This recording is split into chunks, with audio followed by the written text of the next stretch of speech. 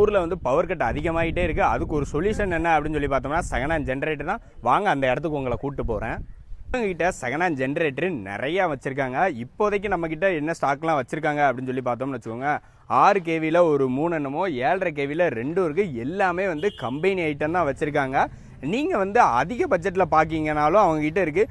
இல்லை இப்போதைக்கு ஓரளவுக்கு லோ பட்ஜெட் இருந்தாலும் ஓகே தான், பார்வை வந்து ஓகேவா இருக்குது அப்படின்னாலுமே இவங்ககிட்ட வந்து இருக்குது. உங்கள் பட்ஜெட்டை பொறுத்து இவங்ககிட்ட வந்து ஜென்ரேட்டர் வாங்கிக்கலாம். அதுதான் இவங்ககிட்ட பெஸ்ட்டு. அதுவும் தெளிவானதாகவும் தரமான கண்டிஷனில் வச்சுருப்பாங்க. நீங்கள் வந்து செக் பண்ணி பார்த்து வாங்கிட்டு போயிருக்கலாம். அதுதான் அவங்ககிட்ட இருக்க ஒரு ப்ளஸ்ன்னே சொல்லுவேன்.